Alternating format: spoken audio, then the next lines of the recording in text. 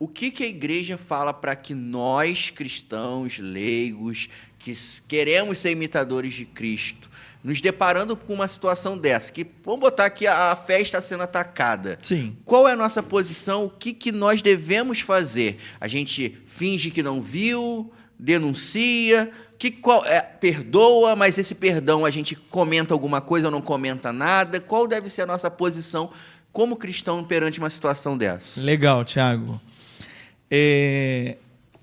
O cristão católico é profeta, sacerdote e rei, né? O batismo nos dá isso. Profeta é aquele que tem uma fala em nome de Deus. Esse é o profeta. É aquele que denuncia a injustiça, é aquele que, em nome de Deus, ele põe limites. Isso tudo é o profeta. Não tem nada a ver com adivinhar futuro, vou te dar uma profecia. Isso é bobagem de outros tempos. Uhum. Biblicamente falando, o profeta é isso que eu acabei de dizer. Agora, o cristão tem que ser profeta, né? Algo está errado, ele denuncia. Algo está sendo ofensa a alguém, denuncia. Se foi o quadro de Leonardo da Vinci, se foi a Última Ceia que foi achincalhada lá, denuncia. Diga que não gostou. Ponha limite. Ok. Agora, ao lado disso, perdoe. E quando é que a gente sabe que houve perdão? Quando não há desejo de vingança. Quando não há desejo de condenação do outro. Ou seja, eu denuncio para o outro crescer. Não é eu denuncio para o outro morrer. Então, quando eu digo, não gostei da brincadeira e Deus vai te punir, não tem perdão aí. Tem um desejo de vingança. Quando eu digo, não gostei da brincadeira e você vai ser condenado no inferno, não tem perdão aí. Tem desejo de vingança, de condenação.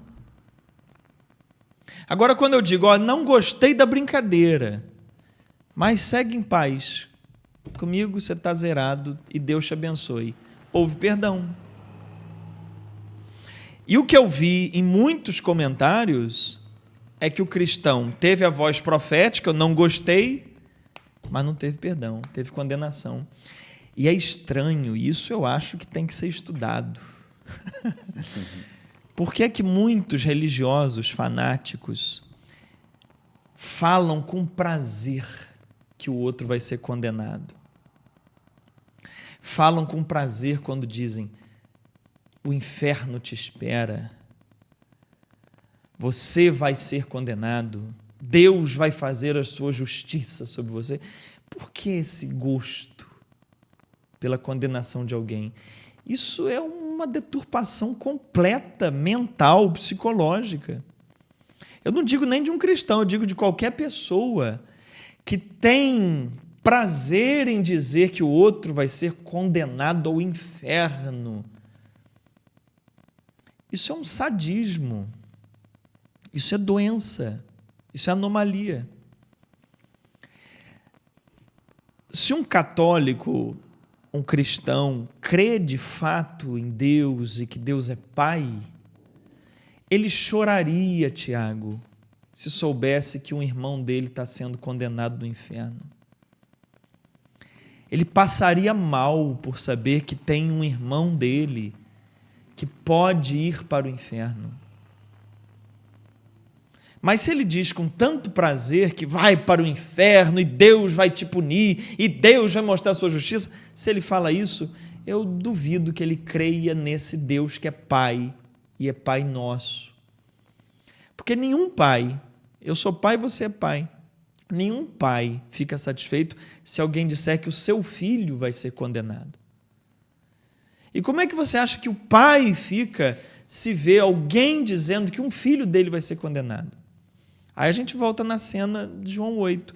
Larga a pedra, vira as costas e deixa o pai conversar com o filho. Isso é o que eu penso. Que reflexão. E isso é algo para a gente realmente levar para a nossa vida, né? Porque se fala realmente com muito gosto, né? O castigo de Deus. Isso, o castigo de Deus vai cair. A mão de Deus vai pesar sobre você. Eu não vejo esses pregadores de rodoviária. Você já viu o pregador de rodoviária? Já. Eu nunca vi esse pregador de rodoviária pregando assim: o perdão de Deus veio sobre nós. Sempre falando sobre o fim do mundo. Seja misericordioso com teu irmão. Seja construtor da paz. Eu nunca vi um pregador de rodoviária pregando bem-aventuranças. Bem-aventurados os humildes. Felizes aqueles que promovem a paz. Nunca vi. Eu sempre vejo, olha o castigo de Deus, o fim do mundo está chegando, Jesus está voltando, como se fosse uma ameaça. Eu não sei, Tiago. Eu tenho a impressão que eu estou lendo a Bíblia toda errada. Eu tenho essa impressão. Você falou sobre inferno, né? Sobre a questão de condenação ao inferno. Eu acho que seja algo interessante para a gente puxar, né? Você está com esse livro amarelo aí, que é o né? Catecismo da Igreja Católica. Isso, você pode... Eu trouxe aqui, gente, o Catecismo, eu trouxe a Bíblia, com medo do Tiago. Não. Porque aí eu me defendo dele assim, ó.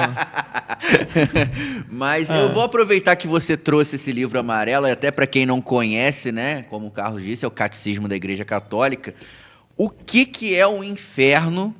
Que esse livro amarelo diz pra gente o que é realmente o inferno, porque criam também muitas histórias e dizem muitas coisas sobre o que é ser condenado ao inferno, mas a doutrina da Igreja Católica, o que ela diz, o que é o inferno, que tantas pessoas querem que os outros vão para lá.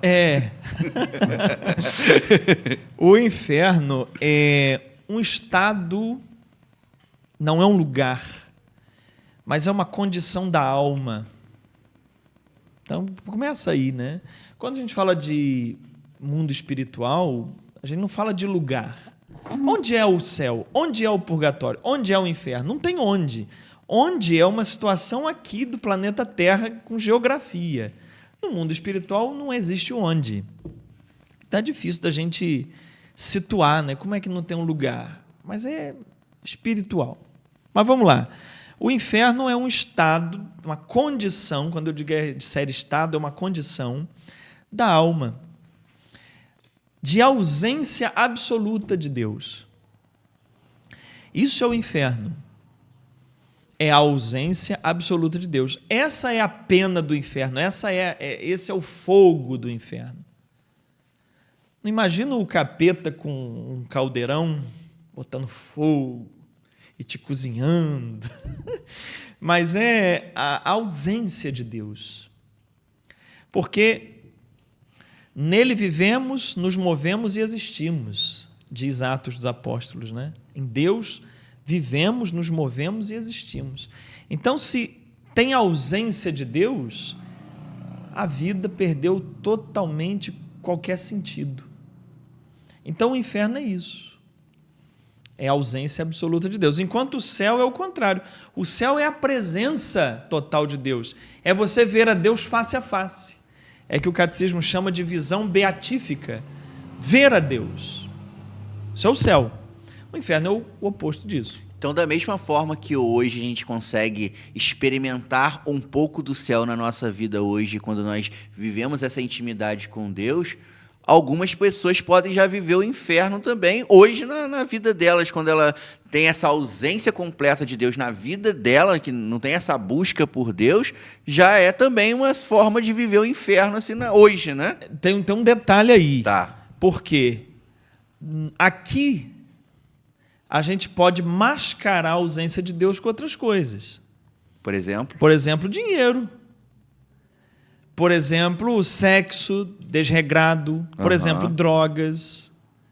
Então, eu não tenho Deus na minha vida, mas eu tenho outras coisas. E aí, eu vou usando essas muletas. Entendi. Mas, terminada essa passagem por aqui, Tiago, não tenho mais muletas a encobertar a ausência de Deus. Aí é a falta de Deus mesmo. Então, nesse mundo, aqui, planeta Terra, a gente nem experimenta integralmente o que é o céu e nem o que é o inferno. A gente tem sombras do céu ou do inferno. Experimentar isso, de fato, é após essa vida. Então, após essa vida, eu posso me encaminhar para o céu, para o inferno, a partir das escolhas e do que eu fui construindo aqui. Só que tem um detalhe, eu sempre gosto do detalhe, né?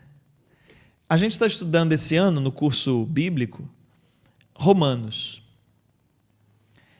E tem um só pecado que Paulo diz que é o pecado que nos leva à perdição, à condenação mesmo.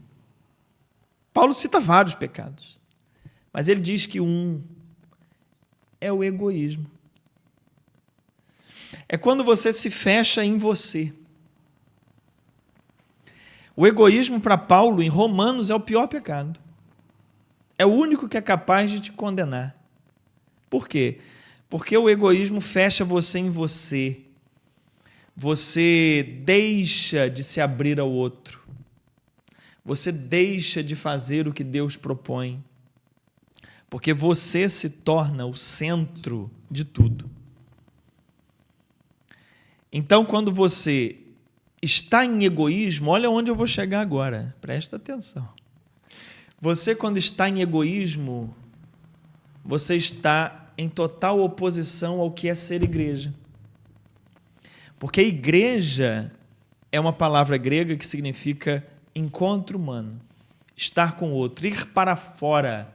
Isso que o Papa Francisco fala, igreja em saída, é isso, é igreja, é ir para fora. É ir ao encontro do outro, é se abrir ao outro.